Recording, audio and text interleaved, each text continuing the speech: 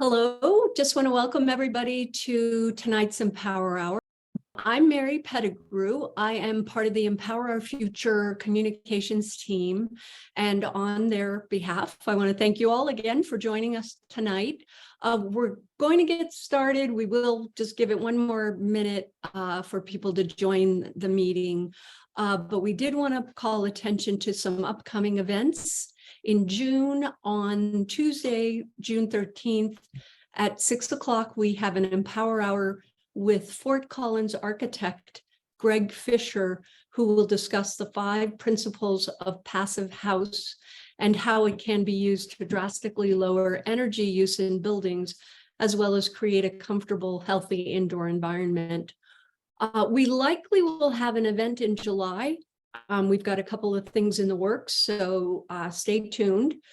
We do have on the calendar also in August, Tuesday, August 8th, Susie Strife, the director of the Boulder County Office of Sustainability, Climate Action, and Resilience, also known as Oscar. I don't know if anybody actually calls it Oscar, but we're really happy Susie will be with us talking about some of the initiatives their office have been taking and making. Registration for these events will be online soon, so keep an eye out for the emails or check out the Empower Our Future website where the events are listed. And on that note, all of our Empowers generally are 1 hour long, so we are going to get started here momentarily. So we do end pretty promptly at 7. Let me go ahead and move to the land acknowledgement, given that we do have 4 legislators with us tonight and we want to be respectful of their time. We acknowledge with respect as non-native people that the land on which we stand, live, and learn is the traditional territory of the Ute, Cheyenne, and Arapaho peoples. We also recognize the 48 contemporary tribal nations that are historically tied to the lands that make up the state of Colorado. We honor elders past, present, and future, and those who have stewarded this land throughout generations. We also recognize that our government, academic, and cultural institutions and our nation itself were founded upon and continue to enact exclusions and erasures of Indigenous peoples. May this acknowledgement demonstrate a commitment to working to dismantle ongoing legacies of settler colonialism, oppression, and inequities, and to recognize the hundreds of Indigenous nations who continue to resist, live, create, and uphold their sacred relations across their lands. Let us seek to understand what it means to be in right relationship today with the traditional stewards of this land and with this land itself and all the creatures that inhabit it. Thank you all for being here, but especially, of course, Senator Fenberg, who is the Senate president. He is the chair on the 4 committees that he's assigned to: the Executive Committee of the Legislative Council, the Legislative Council, the Joint Select Committee on Rising Utility Rates, and the Legislative Emergency Preparedness, Response, and Recovery. Steve Fenberg represents District 18 and parts of the County of Boulder. So again, Senator Fenberg, thanks for being here. You have up to 8 minutes, and I will just start my timer and you take it away. Thank you. Great. Thank you so much, Mary. Great to be with all of you and get to reconnect after a busy and crazy legislative season. It's great to have my colleagues here with me, especially Senator Simpson from the Senate. So I'll touch upon a couple of big topics that I think I'm especially proud of, and that I think we made a lot of progress on this year. And I'm sure there'll be a lot of topics that folks want to discuss in Q&A. So I'll happy to answer questions about anything else as well. Probably the biggest bill that I was intimately involved in related to climate and energy issues was Senate Bill 291. And this is a bill that came about really kind of in the context of very high natural gas prices. I think everybody, especially on this call, but I think pretty much every Coloradan is very intimately aware with how shockingly high their utility bills were this past winter. And so we formed a select committee, a joint select committee, which is not something that happens very often.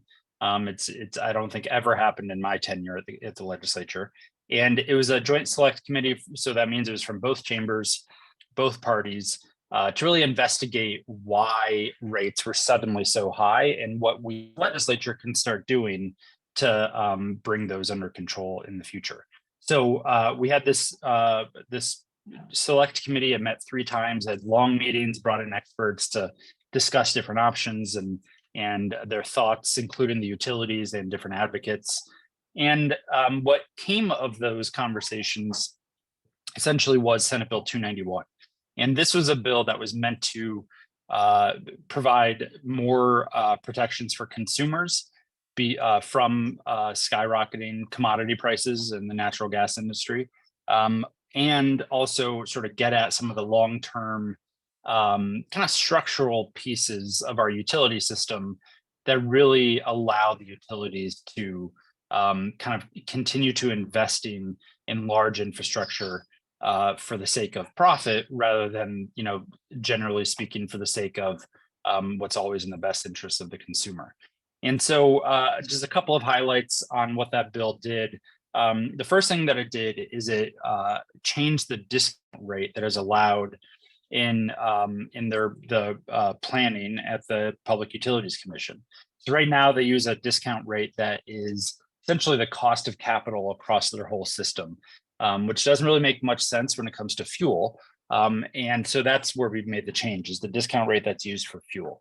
The reason why this is important is because when they use a high discount rate, when they're planning, they actually then essentially are hiding the cost of fuel that the consumer will have to pay, because that is not actually something that's in your base rates, right? That is on top of your base rates.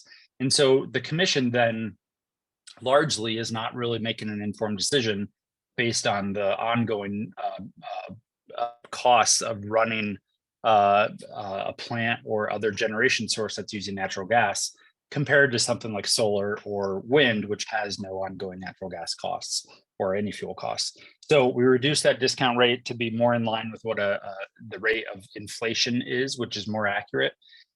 We did something that I don't think any other state has done legislatively, at least not in modern times, which was to limit how much ratepayer money can go into defending a rate case, essentially going into the PUC to raise rates. Right now, that is essentially entirely funded by ratepayers.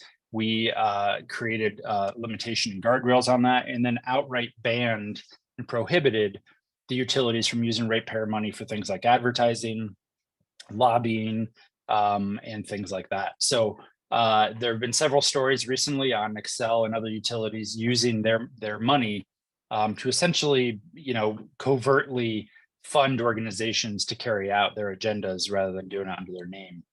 They would still be able to do that, but they would no longer be able to do things like that using ratepayer money. We also provided many changes at the PUC. So Leslie Glustrom would probably be the first to say that it is not a level playing field at the commission.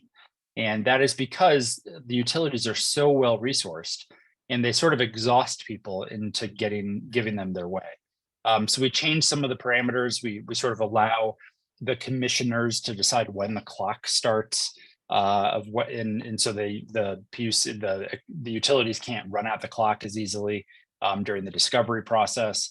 We create a system where they have to actually provide certain information prior to discovery. So then people and advocates don't have to waste all their time begging them for certain information that they should probably be providing on the front end. We did several different things that make sure that what happens at the commission is done more fairly. And then a couple of other things that I'm especially excited about. One is that we created a fuel risk sharing process where right now the utilities buy natural gas in the market, and then they they sell it to us as consumers, but they don't make a profit. But they also really have no incentive to get those costs under control. So the PUC will now create a process where every utility will have to actually bear some of the costs of natural gas that they buy. And what this means is that they, for the first time ever, will have a real financial incentive to doing better purchasing, to doing to finding efficiencies, and in some cases actually decide to use renewables instead of natural gas because there would be less liability on their company's books. We also eliminated and banned the use of line extension subsidies, which essentially is the way that the utilities lock in future customers to justify continued investments in the natural gas infrastructure. And then we also provided a simple process for homeowners and businesses to actually terminate their use of the natural gas system. So right now it's very difficult to actually decide to not be a natural gas customer. There will now be a new process where you can much easier in a cost-effective way actually stop being that customer if you don't want to have natural gas powering aspects in your home. So that's kind of an overview of that bill that I worked a lot on this past year. There are several other bills that I was involved in that I'm happy to chat more about if there's time. House Bill 1272 was a bill that I sponsored. And that provides a lot of tax credits for carbon neutral and decarbonization technologies like heat pumps and electric vehicles and e-bikes and things like that. And that's going to be very exciting. It'll probably be one of the biggest investments we've done in that area as a state, probably ever. And then there were several other bills that fixed and sort of cleaned up some of the interconnection processes and problems that people have been having in interconnecting solar this past year. And then several pieces of legislation on either air quality or more advanced work on clean energy plans or wildfire prevention and response. So several pieces of legislation around grants and helping people kind of harden and prevent their homes from being succumbed by wildfires in the wild-land urban interface. And there's a whole lot more work to do. Obviously, we didn't get everything across the finish line. There are a lot of conversations around land use that I'm sure people are aware of that kind of entered the climate and energy discussion. And then several other bills that I think we started conversations on, but more to come, especially in the area of water conservation. I think there's going to be a lot of work in the interim and next session on that topic. So I'll leave it there and happy to answer questions when we get to Q&A. Fantastic. Thank you. That's a lot of really good stuff in just over 8 minutes. Thank you. And now we'll move to Senator Cleve Simpson. So glad you could make it this time. We had hoped to hear from you in January and things changed, obviously. So welcome. I love that you on the state legislative site, it includes your occupation as farmer and rancher. And I think it's really wonderful to have you here, especially in light of that, probably pretty different perspective you bring. Senator Simpson represents District 8, which includes 14 counties in the southwest corner of the state of Colorado. His committee whoop, can you guys hear me okay? Okay, sorry, I just had a little feedback. The assignments he's got are the Agriculture and Natural Resources Legislative Council. I'm sorry, those were two. Agriculture and Natural Resources Legislative Council, the Capital Development Committee, Transportation and Energy, and the Finance Committee. And so again, we welcome you and look forward to hearing what you've been up to. Thank you, Senator Simpson. Take it away. Thanks, Mary. So a correction, it's Senate District 6, not Senate District 8, but it's still the 14 counties in San Luis Valley and Southwest Colorado. So it's a pleasure joining you all this evening. I'm weighing in from my office at the Rio Grande Water Conservation District in Alamosa in the San Luis Valley. So, Mary touched on it. I farm and ranch here fourth generation of my family to farm and ranch in the San Luis Valley. So feel very directly the impacts of our changing climate and water supply. Before I talk a little bit about, the bills, a couple of important bills in that space for me, it's kind of important to help make a bit of the connection in the story. I live in the driest part of the state of Colorado. The San Luis Valley receives the least amount of precipitation anywhere, but we're a very vibrant agricultural community through irrigation. So I think about on my farm, I have an 800-acre irrigated farm, and trying to work in the space of how do I make my farm really self-sufficient. And I'm a customer of Xcel Energy. So starting this month, for the next 6 months of the year, I write Xcel a check for about $8,000 every month to cover my electric use of pumping water is really what it's all about, and irrigating. So I have, some renewable energy providers come out and give me quotes for, how can I structure my system to become self-sufficient. And the challenge is until we figure out the battery storage component of it, I can't truly be self-sufficient. I can, for a minimal, I think it was $150,000 investment and a 30-year payback, I can be less dependent on Xcel, but not fully dependent from it. So it hasn't worked out, but it's been my motivation to think about how do I make my farm self-sufficient from energy and from water and from soil perspective, and expand that to my community and to the San Luis Valley.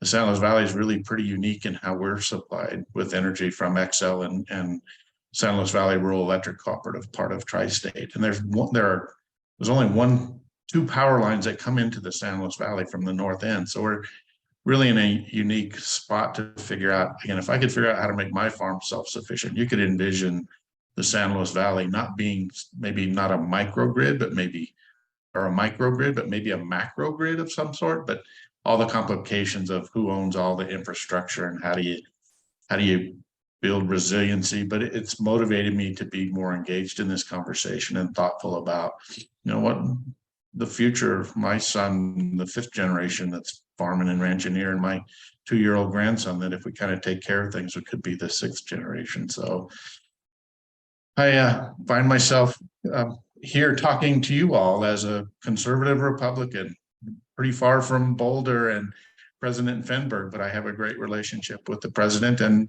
all my colleagues in the Senate, and really proud of the fact I can engage and we can have thoughtful conversations and agree to disagree. But this part of the conversation really inspires me. I think about last year, I went to the Colorado Renewable Energy Society annual meeting.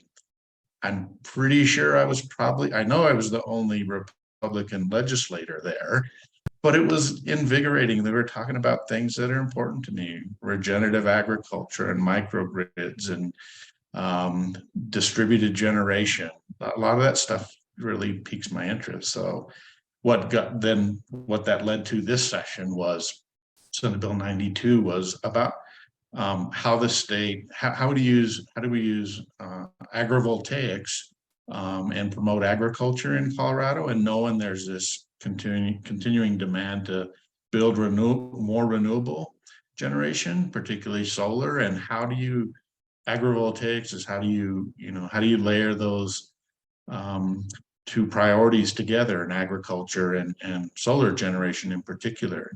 I spent last fall touring Jack's Solar Garden in Longmont and Byron, and he's doing this on a small scale, but producing really exciting results, and spending time with Byron and thinking about how do you take this and scale it to, I need to be able to do it on 120 acres at a time and do hundreds of them at a time.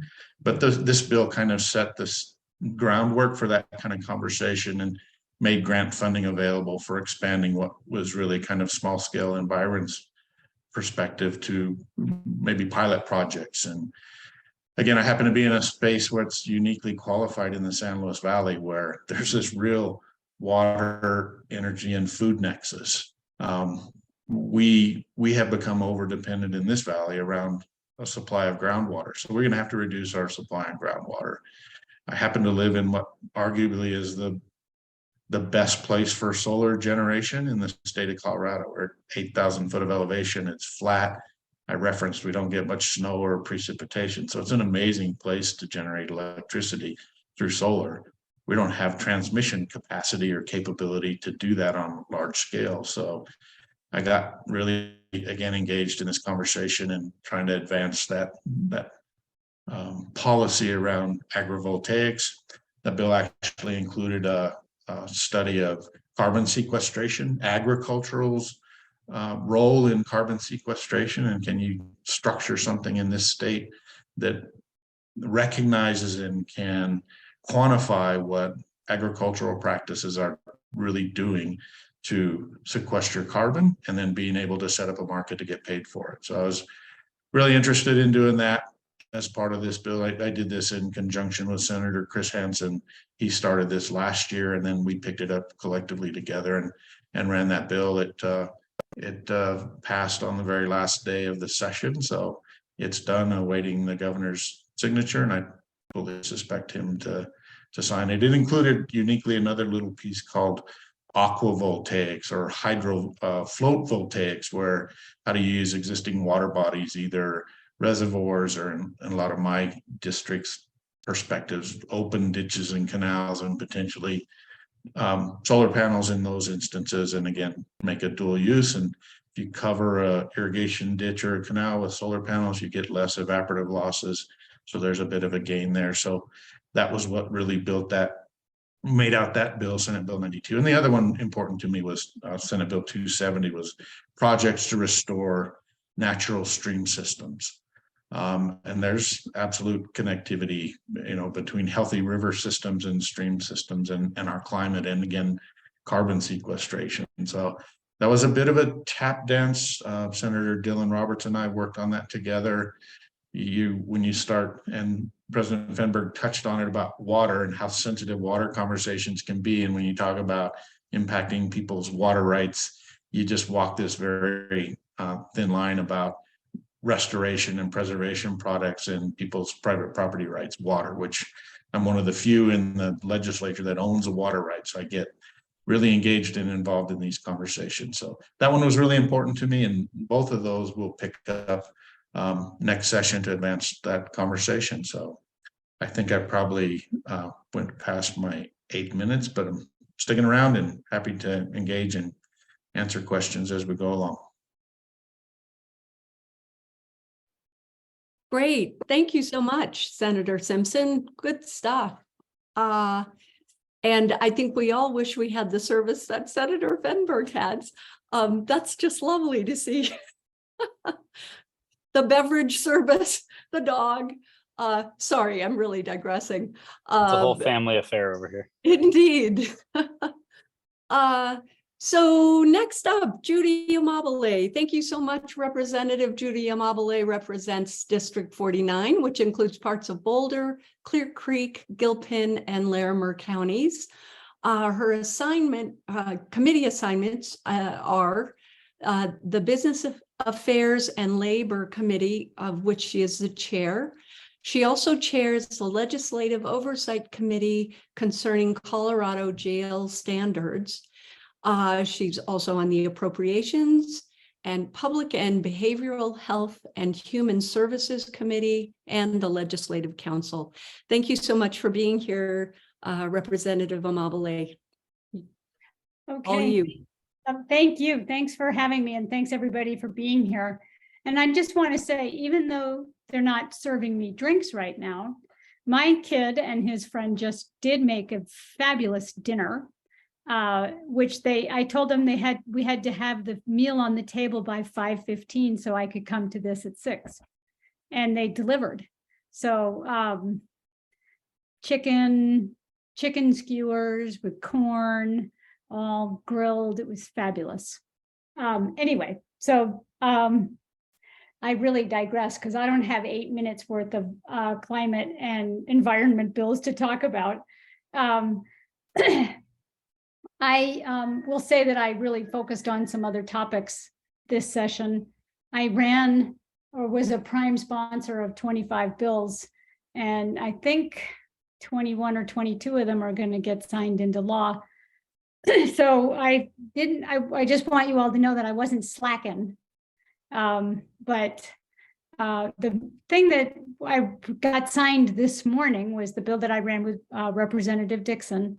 And it is creating in the Office of Future of Work a study and a job of figuring out what happens to people who are transitioning out of oil and gas and into other occupations, and not just the workers, but also the communities. And that's especially important with oil and gas. So I grew up on the Western Slope.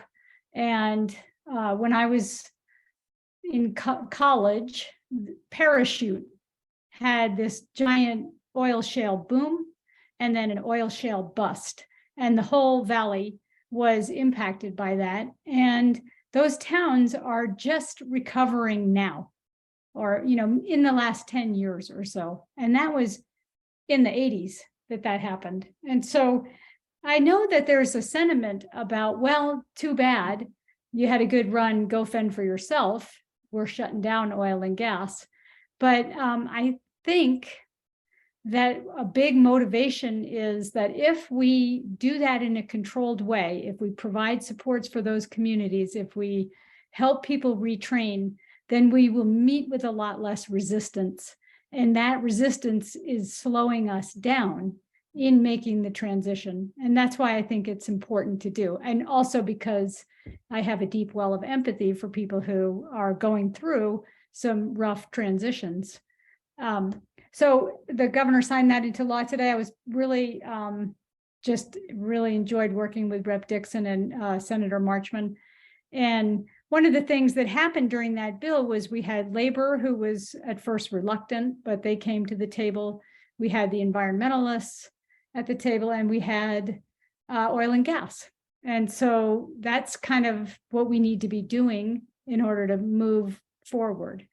And then the other thing that might be of interest to you all, and I get that's actually controversial, is this bill that I ran with Rep. McCormick about biochar and figuring out if we can use biochar to plug orphan wells and seeing if that is more effective than concrete. And then what are the other uses for biochar? So those were the two things. I will say that it was I think a hugely consequential session for all things environmental and climate.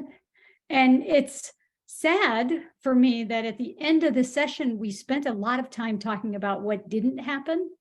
And I don't think we talked enough about what did happen. And so I know some bills took a severe haircut at the end and aren't going to do what we were hoping they would do. But also we passed a ton of stuff that is going to be consequential, that is going to be meaningful. And I also know that there was a lot of disagreement among the environmental groups about environmental legislation. Democrats' bills there was a lot of controversy around them. And I think that's healthy. It's healthy to have a debate about it. But I also think the legislature at the end of the day went all in and is wanting to take a look at all the different ways that we can create progress. And so I feel like it was a super successful session. And I think I'll just put in a plug for Senator Fenberg, who also took a little heat at the end of the session, but did, I think, a magnificent job of managing a whole ton of really controversial and hard-fought battles on a lot of different fronts. And also I'll just throw in that we ran a bunch of fire insurance stuff, which is a direct result of climate change. And I'll let Kyle talk about that too, but we ran a FAIR plan, which is setting up an insurer of last resort across the state so everybody can get insurance. And we ran a bill to address underinsurance. And then we also did the tax relief for the Marshall Fire victims. So thanks. Thank you, Representative Amabile. That was plenty. You did a lot, it sounds like. All right, and last but not least, thank you, Representative Kyle Brown, for being here. And also congratulations again on taking over this seat and hitting the ground running. Representative Brown serves District 12, which includes parts of Boulder and Broomfield counties. His committee assignments were health and insurance and state, civic, military, and veterans affairs. So again, thanks for being here tonight. Thank you very much. It's really nice to be with all of you. I'll try to keep my remarks short, although anytime a politician says we'll keep it short, you know what happens. So anyway, I've really enjoyed joining the legislature this year. As you all know, I was sworn in on February 1st, so I missed probably the first 4 weeks of the legislative session, but was able to get up to speed, and thanks to the speaker and the President Fenberg, I was able to run a number of bills and get some important bills passed for our district here, my district, and Louisville, Lafayette, Superior, Boulder County, Niwot, but also for the state. Many of you know that my background is in healthcare, but when talking to people in our district, the first things that you hear are, we need to address climate change, we need to take climate action, we need to do something about affordable housing.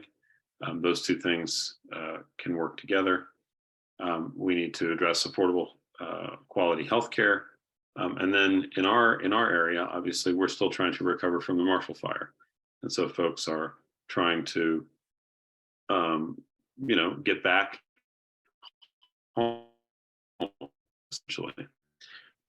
I really was so fortunate to be able to work with both President Fenberg and Representative Amabile on a number of important pieces of legislation to really help our community recover and also plan and prepare for the climate crisis. I mean, let's be honest, right? Climate change is here, and our community is perhaps one of the best examples of kind of a climate-fueled natural disaster. So, even as we try to fight it by reducing our greenhouse gas emissions, we also need to prepare and adapt. And the bills that I was fortunate to run with both President Fenberg and Representative Amabile help us to do that by addressing underinsurance in homeowners insurance. Thank you, Representative Amabile, for running that bill and for letting me join you on that. And then, to help people get back home from the destruction of their homes. So, and thanks again to President Fenberg and Representative Amabile for working with me on that, on the tax credits that will help people lower their rebuilding costs. In the more directly in the climate space, I was really proud to work on House Bill 1234 this year, 1234 as I called it, that will make special grants to municipalities and other jurisdictions to help streamline the solar permitting process. So, there's an app that's been developed by the National Renewable Energy Lab. It's free to use, but local municipalities need resources in order to utilize that app, streamline permitting, and make it easier for not only their staff, but also for the homeowners, reducing costs and making the whole permitting process and approval process go much quicker. So I was really proud to champion that legislation. That was a bipartisan bill that I ran with Representative Matt Soper from the Western Slope. And the other part of the sort of solar energy equation that I was glad that we helped to address a little bit this year was in Senate Bill 16. There are provisions for interconnection, because a lot of people deal with this problem of they get their permit done, they wait for all this time for their permits, they get the solar panels on their houses, and then they wait, right, for Xcel or others to connect them to the grid. They're paying for their panels, and they aren't seeing the benefits of, basically not having a utility bill. So, the Senate Bill 16 puts some very basic guardrails in. It says that, after the certificate of completion is done, you've got to get them hooked up to the grid within 30 days. And if they don't, there are penalties for Xcel or some other, another utility that might be hooking them up. So we seem to have, with the bill that I ran, as well as with some provisions in Senate Bill 16, we've made some real strides in helping to promote the use of solar energy in Colorado. I would be remiss in talking about. I was a big supporter of Senate Bill 16, and I was really glad that Representative McCormick and Sirota, as well as Senator Hansen, ran that bill. One of the things that was in that bill, which is also important to my community, is we've had a lot of conversations about gas-powered lawn equipment. These things are pretty dirty and terrible, and they hurt local air quality, and they have a disproportionate impact on climate emissions. And so, creating an incentive program for people to, purchase a electric lawn equipment, right, like a weed whacker or something along those lines, is going to make a big impact. So, those are just some of the things that I think that may have been missed. I should mention House Bill 1233. We made some important improvements to help increase the access to electric vehicle charging and parking. So there was some important updates there that will remove some barriers to electric vehicle charging and things. So lots of work. I think, as Representative Mobley said, lots of work to really take climate action in a real meaningful way, including efforts that end up being bipartisan. I was surprised that on my solar permitting bill, I was able to get a vote from perhaps the biggest climate change denier in the House. So, but he likes cutting red tape and streamlining permitting. So whatever brings you to the table is what I appreciate. So anyway, thanks for having me tonight, and look forward to answering everybody's questions. So. Great. Thank you all very much. It sounds like it was a very productive session. And of course, we always want to do more, but thank you. It was helpful to learn more details about what you all accomplished. Now, Empower Future, as you know, has solicited questions from the community through our website. And we'll start with some of these, and then if time allows, go to questions submitted tonight through the Q&A feature on Zoom. The most frequently asked questions had to do with community choice energy. The state legislature made some good progress in 2023 on counteracting the rate impacts of our monopoly investor-owned utilities like Xcel and Black Hills with the Utility Regulation Bill 291. And thank you again for that. However, many feel that the true protection against monopoly pricing and the pace and architecture of decarbonization will only come through the introduction of competition and market forces. The state has laid the foundation for community choice energy legislation that would allow Colorado communities to sort of go shopping for their electricity provider, as several Colorado communities have already begun to do with very good success. The problem is most Xcel and Black Hills communities and customers are not free to look for alternative providers until the legislature enables it. So could you help us understand the political landscape for community choice energy, or CCE, enabling legislation in the next session? Who's likely to oppose it? Any advice on how to proceed? And we also had a specific question for Senator Simpson about the potential benefits of CCE for his constituents, but others might like to chime in with respect to their constituents. And the question was, do you think CCE might be advantageous for communities in the San Luis Valley?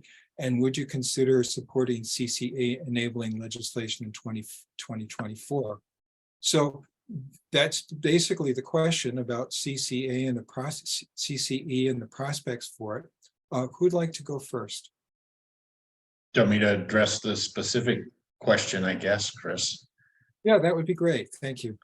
So look, I got some of the information you all provided that this was going to be a topic, and honestly, I hadn't been engaged or involved in these conversations about community choice energy. So I'm trying to get up to speed. I downloaded and printed the report that the PUC did, and the highlights and the challenges in that space, the resource adequacy, and there were a whole list of things to work on. That it's going to take me a little while, but I'm fully supportive of the concept of choice, and then trying to figure out, all right, how do you take care of the fixed costs and everybody else investment in the infrastructure, the substations and the transmission lines. And it aligns with the comments I mentioned earlier about my community is really kind of poised to be its own little system. We have generating capacity here to be self-sufficient. Even you don't even have to go out on the market somewhere and buy it if you can figure out the rest of the nuanced conversation about storage in particular, and then investments in all the infrastructure. So that's a lot of the reason why I agreed to be here tonight as well, and to learn and talk to folks that have been more engaged in this conversation about community choice energy. And look, that's my motivation, is to be better educated and better informed. So in practice, it sounds palatable, but man, you got to see what the legislation looks like and how you deal with all the risks of doing this to the communities that maybe want to choose to do this, and the risks to the rest of the system potentially. So that's a not a very nuanced answer, but that's what I know about community choice energy. Thank you. And before we move on, I'd just like to make a little plug for anybody who's interested in learning more about community choice energy. One of our previous Empower Hours had a whole presentation on it. So if you go to our website and look at the history of our presentations, there'll be a recording of a presentation on community choice energy. Okay, who would like to talk about this next? Well, I'll jump in and just say, the study started with Rep. Hooten, and I know she is super passionate about seeing this thing through from afar now. And it also, has its roots in Boulder's bid to have a municipal utility. And while it's too bad that didn't happen, we sure learned a lot along the way. And part of what we learned is what a huge fight it's going to be. And while community choice energy isn't that, it's got a lot of the same implications. And of course, we have to be looking at what happened in California and making sure that we have an adequate power supply and that we don't have brownouts and blackouts. And but I think it's worth doing. So, and I'll let Senator Fenberg talk more about it because he knows a lot more about it than I do.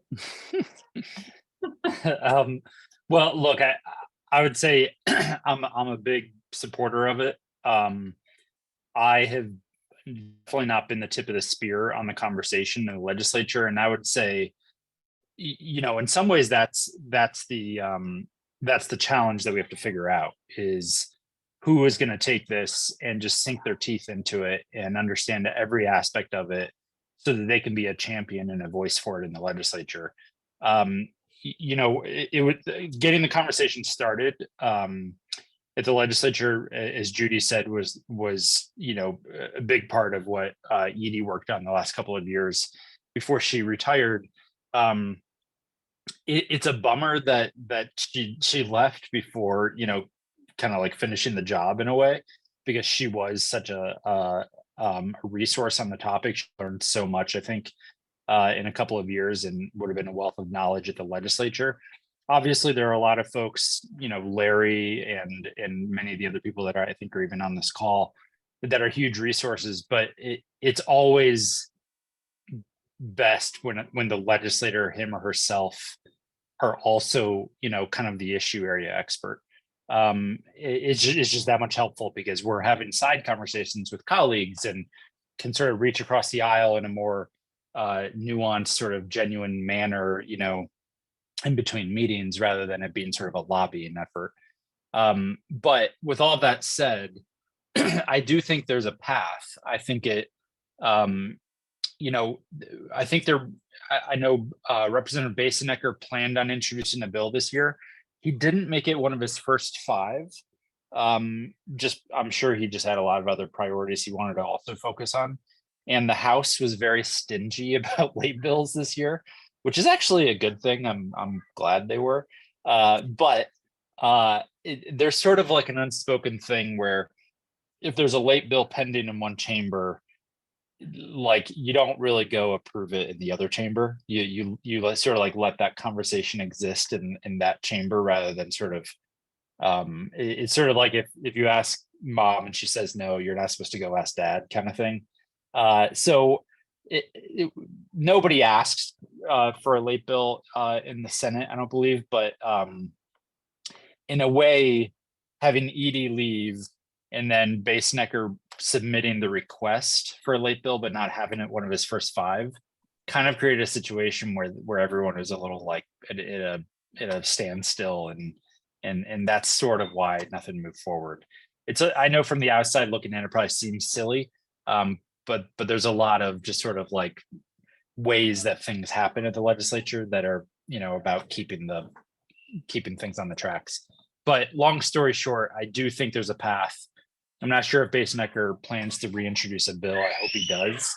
And I think this is an area that's exciting because it should, if you remove some of the partisan politics, it actually should very much be something that Democrats and Republicans agree on. The devil's in the details, of course, as Cleve said.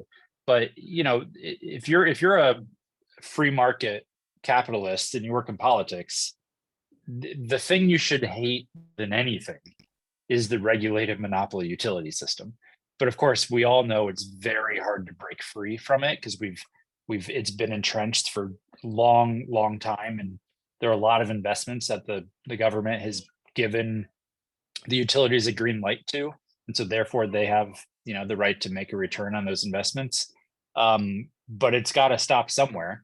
And I think community choice is a smart option. And so I'm happy to chat more.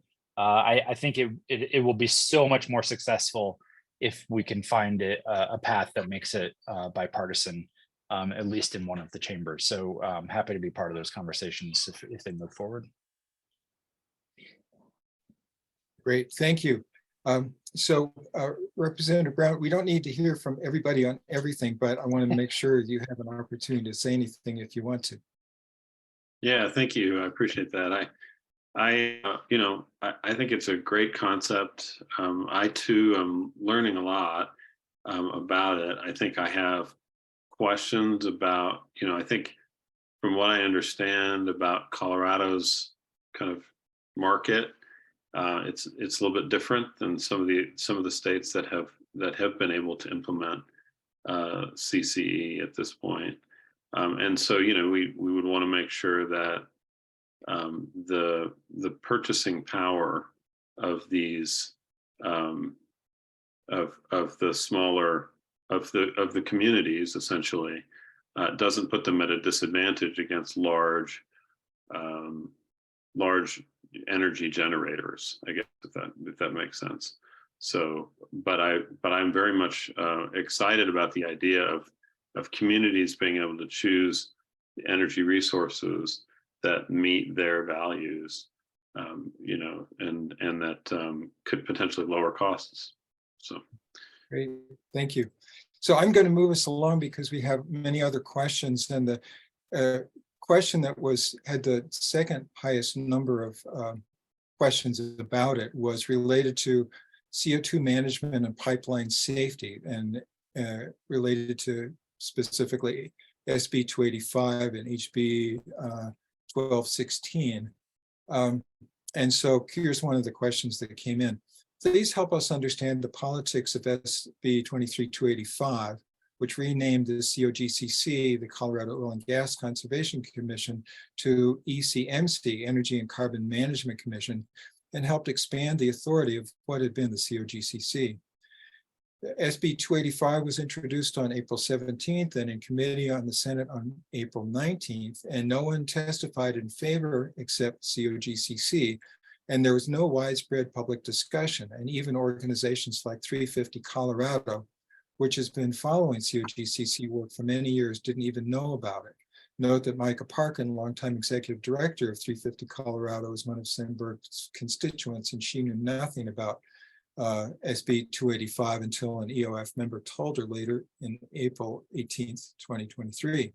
So granting new authorities to the COGCC or ECMC seems to be a case of trying to put new wine in old wineskins, which we were warned about in biblical times, and is particularly important here because the general sense is that the COGCC does a mediocre job, to be generous, of overseeing oil and gas drilling, and now they're being set up to regulate the even more dangerous activities involving CO2 pipelines and injection wells and hydrogen production and transport, etc.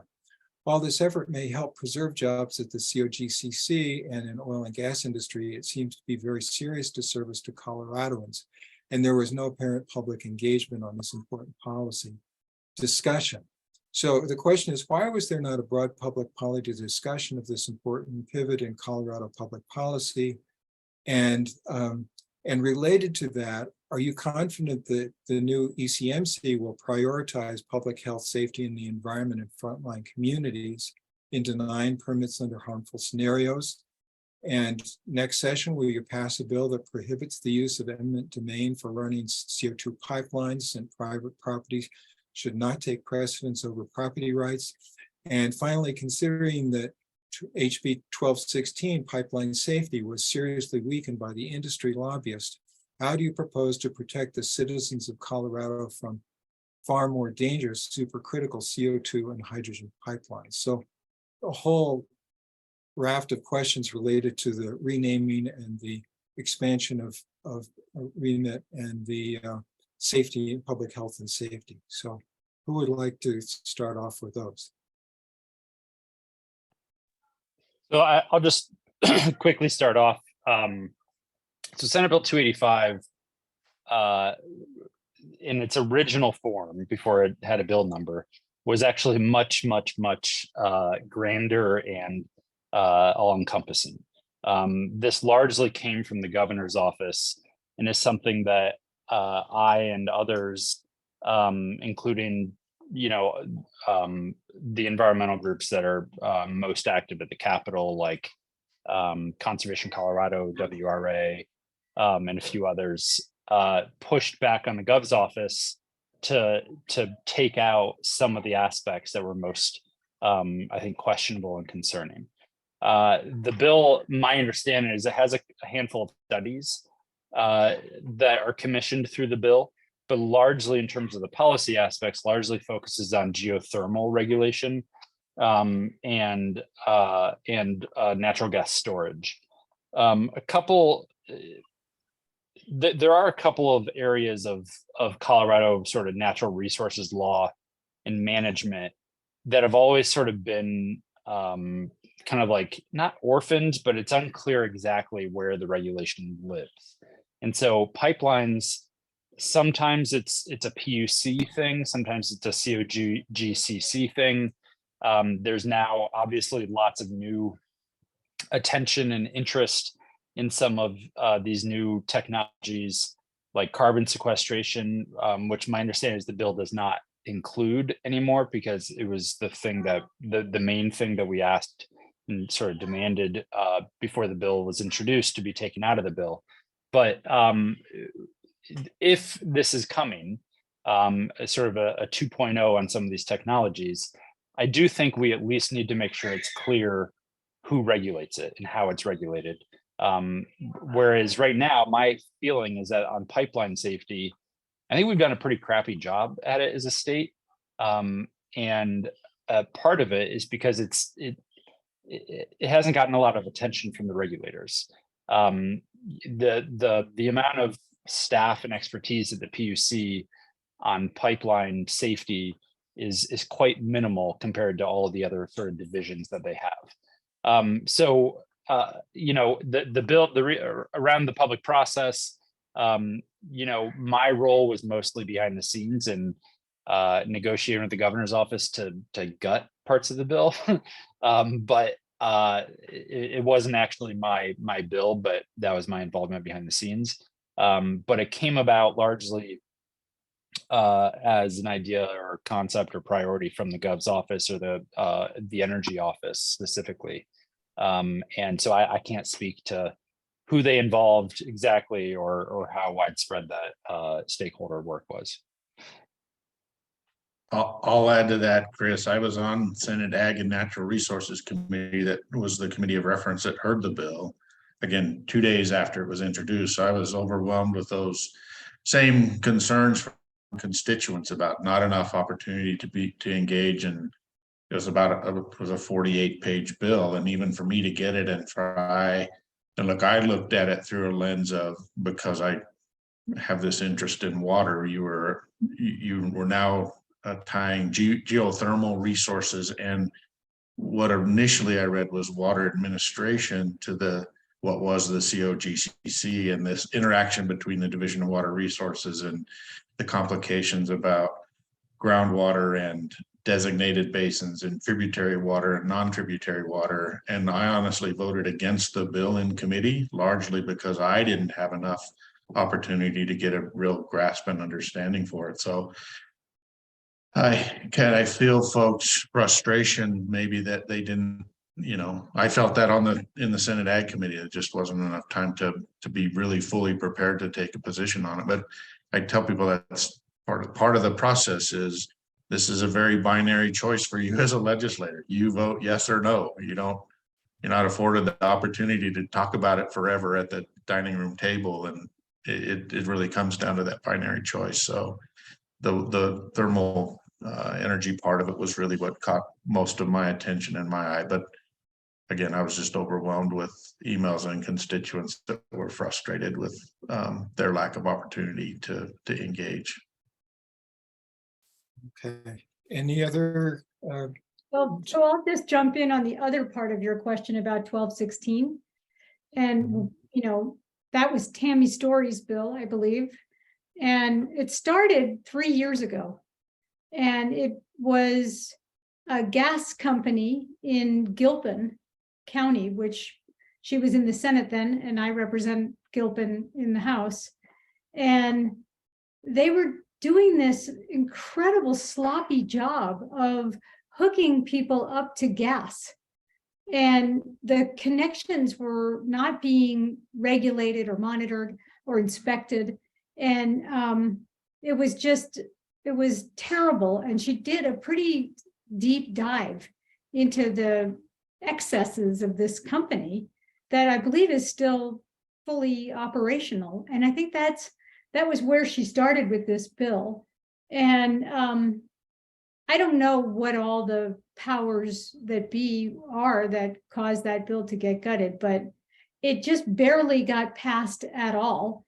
And she got up on the floor of the House and it wasn't clear. I mean, I almost felt like she was asking us to vote no because it had taken such a significant haircut and it wasn't going to do all the things that it was intended to do.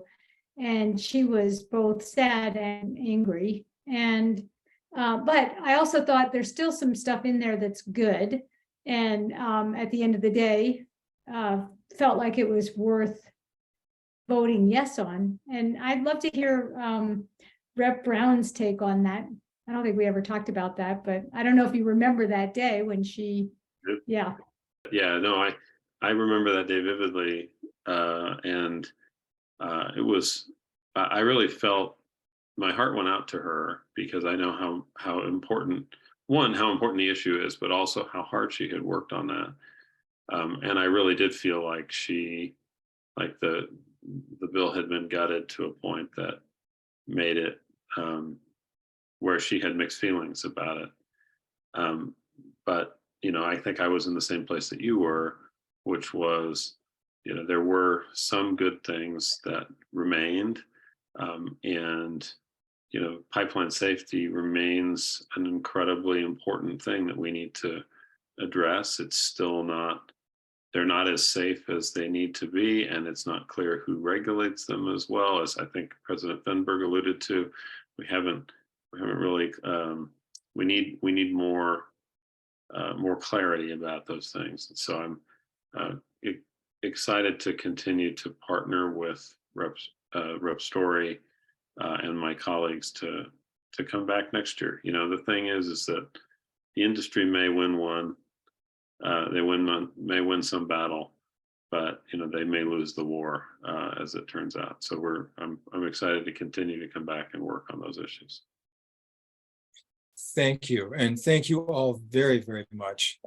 It was a tremendous amount of work that you've accomplished this session.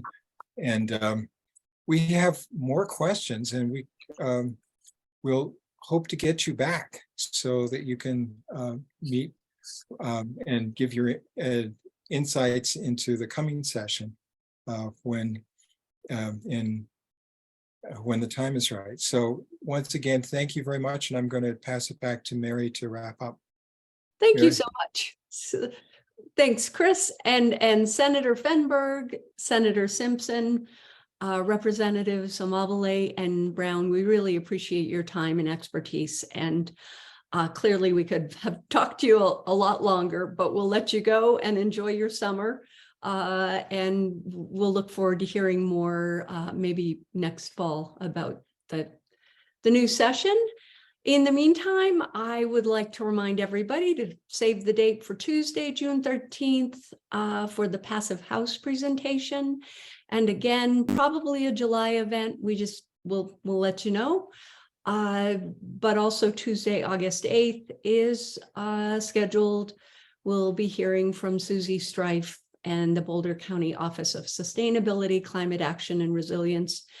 Again, a reminder that tonight's event will be on the website soon, so check it out. There are, in fact, a lot of really interesting videos of past Empower Hours, and I'd encourage you to check those out. And I also want to just take a moment and thank Paul Cullen, who is kind of behind the scenes, and Chris Hoffman and Steve Whitaker, who all are integral to making these events happen and get them pulled off smoothly. Thanks again, everybody. Hope you have a good evening.